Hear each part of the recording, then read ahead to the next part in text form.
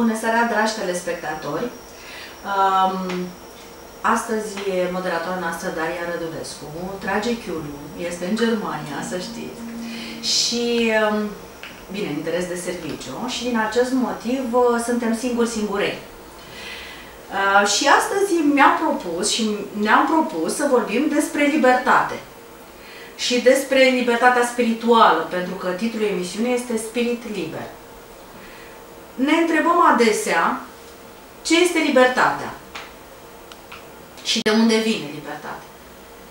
Libertatea este un statut pe care ți-l câștigi, nu ți-l oferă nimeni, ca și respectul, de exemplu.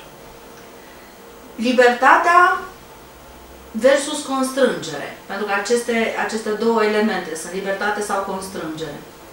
Se vorbește de închisoarea minții și de libertatea sufletului. Aceste două noțiuni indicând fiecare cu ce se ocupă. Fericirea. Vorbim despre fericire. Fericirea nu o poți avea decât dacă ești un spirit liber. Societățile umane actuale nu conlucrează, indiferent de țară, pentru libertatea spiritului în acest moment, ci pentru constrângerea lui, mai degrabă. Statut care permite manipularea umană și controlarea, folosirea individului uman în scopul anumitor interese, a unor anumiți indivizi sau grupuri de interese. Nu există libertate fără cunoaștere. Am aflat deja în numărul mare, peste 700 emisiuni pe care le-am făcut împreună. Și nici fără conștiință. Și deci fără dezvoltare spirituală. De aceea, eu și împreună cu colegii mei am ales să facem emisiuni medicale și spirituale, pentru că nu putem să vindecăm ființa umană și nu putem să ne gândim la o însănătoșire, singura condiție ca ființa umană să fie sănătoasă este ca spiritul să fie liber, trebuie să știți. Deci în momentul în care un spirit nu este liber, el se îmbolnăvește. De aceea este foarte importantă această libertate pentru ființa umană. Este foarte importantă dezvoltarea lui spirituală ca el să fie sănătos.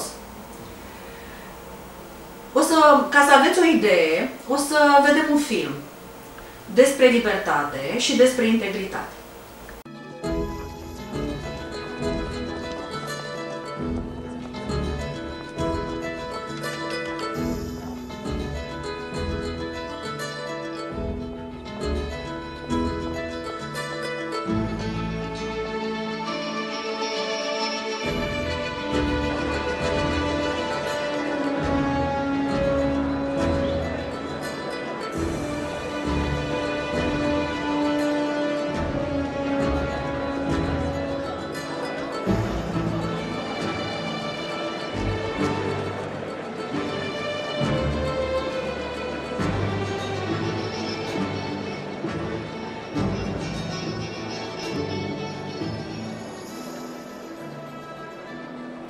Mr. Sims, you are a cover-up artist and you are a liar. But not a snitch. Excuse me? No, I don't think I will. Mr. Slade. This is such a crock of shit. Please watch your language, Mr. Slade. You are in the Baird School, not a barracks. Mr. Sims, I will give you one final opportunity to speak up. Mr. Sims doesn't want it. He doesn't need to be labeled still worthy of being a Baird man. What the hell is that? What is your motto here? Boys, inform on your classmates, save your hide. Anything short of that, we're gonna burn you at the stake? Well, gentlemen, when the shit hits the fan, some guys run and some guys stay. Here's Charlie facing the fire, and there's George hiding in Big Daddy's pocket. And what are you doing? You're gonna reward George and destroy Charlie. Are you finished, Mr. Slade? No, I'm just getting warmed up. I don't know who went to this place. William Howard Taft, William Jennings Bryan, William Tell, whoever. Their spirit is dead, if they ever had one. It's gone. You're building a rat ship here. A vessel for sea-going snitches. And if you think you're preparing these minnows for manhood, you better think again. Because I say you are killing the very spirit this institution proclaims it instills. What a sham. What kind of a show are you guys putting on here today? I mean, the only class in this act is sitting next to me, and I'm here to tell you, this boy's soul is intact. It's non-negotiable. You know how I know? Someone here, and I'm not gonna say who, offered to buy it. Only Charlie here wasn't selling. Sir, you're out of order. Out of order? I show you out of order. You don't know what out of order is, Mr. Trask. I'd show you, but I'm too old. I'm too tired. I'm too fucking blind. If I were the man I was 5 years ago, I'd take a flamethrower to this place. Out of order. Who the hell do you think you're talking to? I've been around, you know. There was a time I could see, and I have seen, boys like these, younger than these, their arms torn out, their legs ripped off. But there is nothing like the sight of an amputated spirit. There is no prosthetic for that. You think you're merely sending this splendid foot soldier back home to Argonne with his tail between his legs, but I say you are executing his soul. And why? Because he's not a bad man. Bad men. You hurt this boy, you're gonna be bad bums, the lot of you. And Harry, Jimmy, Trent, wherever you are out there, fuck you too. Stand down, Mr. Slade. I'm not finished. As I came in here, I heard those words, cradle of leadership. Well, when the bow breaks, the cradle will fall, and it has fallen here. It has fallen. Makers of men, creators of leaders, be careful what kind of leaders you're producing here. I don't know if Charlie's silence here today is right or wrong. I'm not a judge or jury, but I can tell you this. He won't sell anybody out to buy his future. And that, my friends, is called integrity. That's called courage. Now that's the stuff leaders should be made of.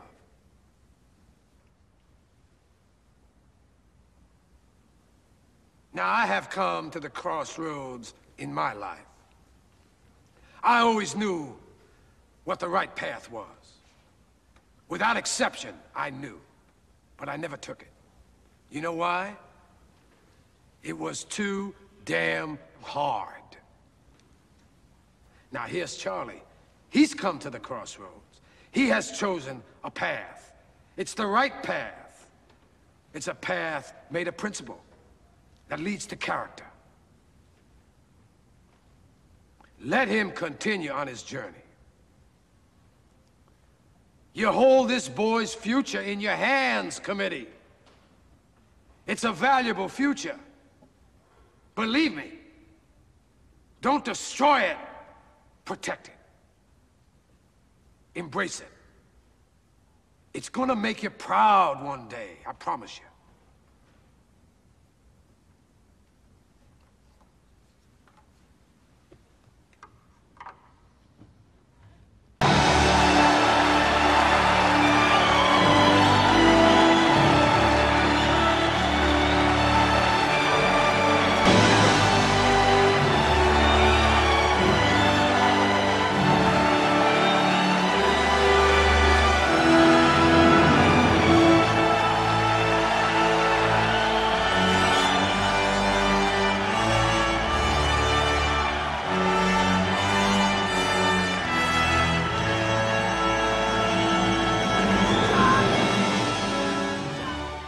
Ar trebui să-l invităm pe Al Pacino să țină acest speech în Parlamentul României. Dar mă întreb dacă ar aplauda cineva atât de zgomotos. Suntem într-o cădere spirituală. Îngrădim prin situații diferite spiritul uman. Spiritul uman se hrănește cu iubire, armonia, aceasta este hrana lui obișnuită. Acest confort al iubirii îi dă curajul luptei pentru libertate. Iar otrava spiritului este frica, este teama. Teama care este peste tot. O să punem din nou un filmuleț despre frică.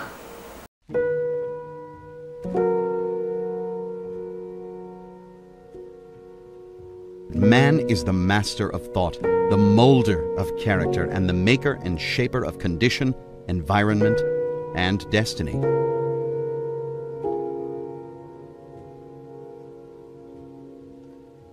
Most men fail, not through lack of education or agreeable personal qualities, but from lack of dogged determination, from lack of dauntless will. Situations, even dramatic situations like bankruptcy, divorce, death, and economic recession, cannot directly cause a feeling of any kind until the brain interprets and creates a story about said situation.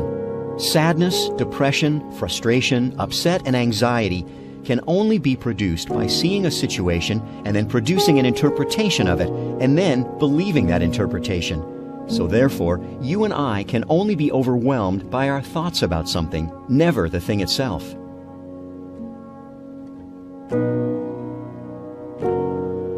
Usually, what we most fear doing is what we most need to do. That phone call, that conversation, whatever the action might be, it is fear of unknown outcomes that prevents us from doing what we need to do. Define the worst case, accept it, and do it. I'll repeat something you might consider tattooing on your forehead. What we fear doing most is usually what we most need to do. The biggest problem on the planet today is fear. It's been a problem for a long time, but it's a huge problem now. It's getting bigger every day, and the reason that fear is a problem, of course, is that it affects everything. Everything we think and say and do, all the decisions and choices we make, all of our reactions, all of our responses, everything that we're experiencing can come from only one of two places. Conversations with God has made that very clear to me. We're either coming from love or we're coming from fear. And my observation is that most people, most of the time, and myself, more than I would like to acknowledge, coming from fear. So we have to look at our fears and find out, what is fear anyway? What is it all about? What are we afraid of? And what impact is it having on the choices and decisions and the creations for which we have made ourselves responsible? By the way, that's one of the first fears that there is, the fear of being responsible, the fear of placing ourselves in a position of responsibility for all that we are creating. So fear is the first aspect of the human experience, as I understand it, that we need to work very hard to heal, and I might even say to transform. You transform fear, and you transform the world. Now let's take a look at what it is that we're afraid of. First of all, as I observe it, we're afraid of life itself, and so much that goes on in life. We're afraid of life because we're afraid of death. Conversations with God says that all fear, ultimately, is a fear of death. If you're not afraid to die, then you're not afraid to live. But how can you not be afraid to die? Well, you cannot be afraid to die if you understand what death is, and as a result of that understanding, you understand what life is. The wonderful book, Home with God, in a Life That Never Ends, explains all this in extraordinary detail. Talks about the moment of our death, the process of death itself, and the reason that we're experiencing life as we are on this planet. I would suggest that anybody who wants to know more about this particular subject take a good look at that book. It's very difficult after reading that text to be afraid at any deep level of dying. And when that fear goes away, as I said, then fear of life disappears as well. We're afraid of nothing and no one because, and there's a very good reason why. See, all fear is based on the idea that we need something. That's what fear is, really. You want to know what fear is defined? The definition of fear is the thought that we are not going to be able to have something we think we need. It's as simple as that. The person who doesn't need anything has no fear of anything. When I don't need anything from you, I don't fear you. when I don't even need my own life, in a sense, when I don't think that I need this particular version of life in this particular physical form, then I'm not afraid even if you kill me. Then I really don't need you for anything. I don't even need you to stop killing me. That creates true fearlessness, and most spiritual masters reside in that place, a place of utter fearlessness. So when I begin to look at my own fears and begin to feel them, and when I have an idea that my fears are starting to, how do I say this, overcome me, overpower me almost, paralyze me, because all of us have been paralyzed by fear at one time or another. Some of us more often than we'd like to admit. When I get into that place, I take a close look at what do I think I need? What is it that I think that I need here? Because that's what it is. Fear is need announced. So I look at what am I thinking that I need? And is it possible that I really don't need that? Could I get along without it? What would happen if I didn't have that? What would happen if I didn't receive that? What would happen if what I think I need, I didn't experience or couldn't experience? See, now there are two ways that fear manifests itself. The idea that I will not get what I need, I'm not going to receive that, or the idea that I'm going to lose something that I need. I have it now, but I'm going to lose it. And that's most often presenting itself in human experience, as I observe it, in relationships. It presents itself in other ways as well. We have fears around money, fears around power, fears around health, and many other items. But more often than not, almost all the fears that I see people experiencing have to do with relationships of one kind or another, and especially those delicate relationships that we call romantic intertwinings of the human experience. Boy, oh boy, oh boy. First, I'm afraid that no one's going to love me, and then I'm afraid if somebody does, I'm going to lose the love. And how I solve that, when I do, except when I don't, but how I solve that when I do, how I get into a place of what I want to call spiritual health, is when I understand who I truly am and that I actually don't need the love of another or any other in order to experience who I truly am, in order to experience serenity, peace, joy, happiness. Cum ar trebui să combatem frica? Ați văzut filmulețul dinainte. Cum ar trebui să acționăm în acest context al fricii? Este peste tot frică și teamă. Să evoluăm de necunoscut. De unde ar trebui să începem, de fapt? Ar trebui să începem de la imaginea de sine. De la încredere. Lipsa încrederii își are originea în copilărie. O să vedeți, din relația cu mama, din familia noastră. O să vedem un filmuleț în continuare despre încrederea de sine. I am going to explain an idea that every child should learn before they even go to school. And yet, most people go right through their life and never really understand it. Dr. Maxwell Maltz, around 1960, said it was the greatest psychological discovery of his generation. It's on self-image. You see, you and I have an image of ourselves. It's how we see ourselves. I know there's a reflection come back from the mirror. I can see me. That's a reflection of my physical being. But that's not how I see me. I see me in my mind. And it's based on information that I have on me. Now, some people have a lot of false information, so they've got a very false self-image. Around 1960, Dr. Maxwell Maltz wrote a book called Psycho-Cybernetics. Cybernetics was a new idea. Cybernetics was something that was discovered around the Second World War by a physicist and a mathematician, Weiner and Rosenbluth. They didn't even have a name for it. And it was used for heat-seeking missiles. And they pointed out that cybernetics is the science of control and communication in the animal and in some machines.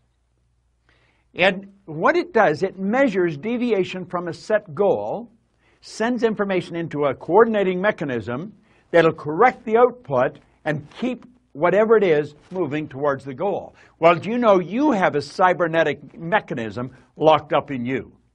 Now what I've just said may not make any sense to you at all, but before you finish watching this video, it's going to make a lot of sense.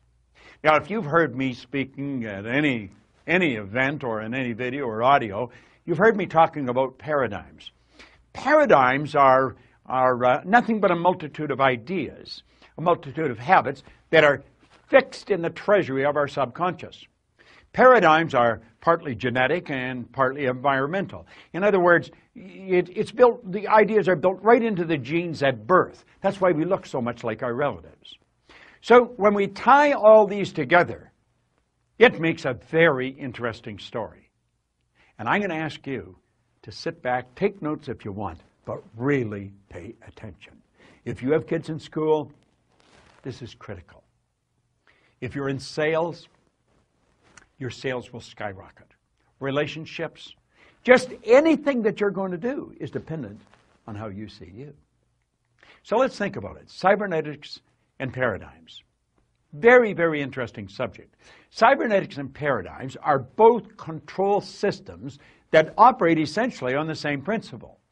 Both maintain a definite course of action and will not deviate from the course that has been established. You must alter the paradigm to achieve the result that you desire. Now think about that for a moment. You'll see people stuck at a certain level. Go ask any sales manager to give you the names of their salespeople, and they can tell you what those salespeople are going to do next month and next year. Why? Because they're programmed. They just come in about the same, maybe up and down a little, but they come in about the same. How about athletes? Every coach will tell you exactly how they're going to play. There's patterns. They're called habitual patterns. Well, that's a paradigm. Now, this is a beautiful concept, so let's understand it. Cybernetics and paradigms, all right? There's a thermostat. Now, a thermostat in your home is a cybernetic instrument. Now, I live in Toronto, so a good part of the year it gets pretty cold there. Other parts of the year it gets pretty warm. But in the winter, you would have your thermostat set to control the room temperature at around 70 degrees. Now, you could be sitting there reading a book or something, and all of a sudden you feel a draft around your feet, and you're starting to feel a little cool, and you think, what's going on? So you go and look at the thermometer, and you notice that the temperature is not 70, it's dropped to 65 degrees. You start to investigate, you think, what's wrong? And you'll notice the front door's open. Now, it used to be, when I was a little boy, you'd go and check on the furnace, because maybe the furnace had gone out. And you'd have to shake all the ashes down and build another fire and get it going again. Not today. Today we've got cybernetic mechanisms hooked up to our heating system. You see, the thermostat measures the deviation from the set goal. What was the set goal? The set goal is 70. But the temperature is at 65. Things have changed. The thermostat sends a message to the furnace, and automatically the fire's turned on. The fan's turned on, and the temperature starts to rise. And it gets up to 66, 67, 68, 69, and it'll take it right back until it's back on course at 70 degrees. And then the fire and the fan are turned off. Now think of that. And it all happens automatically. That's a cybernetic mechanism. Interesting, isn't it? Do you know you've got a cybernetic mechanism in you? Let's look at it another way. Let's look up at the sky. Here's a big plane. Now, the automatic pilot on a commercial plane is a cybernetic instrument. That's exactly what it is. And you see, a flight pattern is programmed into the plane's computer system. When the plane goes off course, the cybernetic system measures the deviation from the set goal, and it corrects the flight pattern. The plane is brought back on course. It's correct. Do you know a rocket going to the moon is off course 97% of the time? Let's take a look at it from a different perspective. There's a plane leaving Chicago, and it's flying to Paris. Now, when the plane leaves the vicinity, it's just getting off the ground, you see the wheels are still down, it's just getting up there, the automatic pilot is flipped on. The pilot could come back and have dinner with you. Now, they don't leave the cockpit, but they're not necessarily doing anything. It's all done automatically. And you see, when that plane's flying along, it gets hit by some turbulence, gets knocked off course. Do you know what happens? The cybernetic mechanism cuts in. It's activated, and it puts the plane back on course again. It all happens automatically. Pilot doesn't even have to do anything. But ultimately, although it goes off course and gets knocked back on course, it ends up in Paris. Now think about that for a moment. Here's you, and you have, locked into your subconscious mind, a self-image. And that self-image operates like a cybernetic mechanism. Okay? Your self-image is a cybernetic instrument. Now, let's suppose your self-image is that you are overweight. Oh, you don't talk about it. You don't want anybody else to talk about it. But inside you feel you're overweight. And you just get to a point where you can't handle it anymore, so you make a decision, I'm going to go on a diet, and you instantly move into action. Now what happens? Well, you start to lose weight. Why? You're starving yourself. You don't eat anything white, and on we go. No more chocolate. Why? Because they make you fat. That's not what makes you fat. It's the image that makes you fat. If you had a skinny image, you could eat all the chocolate in the world. You just pass off what's not needed for the manifestation of the image through your eliminative system. Eliminative system is one of the systems in your body. Now here's the point. When a person who is overweight goes on a diet without changing or altering the self-image, any weight loss is temporary. That's why people gain and lose tons in a lifetime. Say they lose it, you're automatically programmed to find whatever you lose.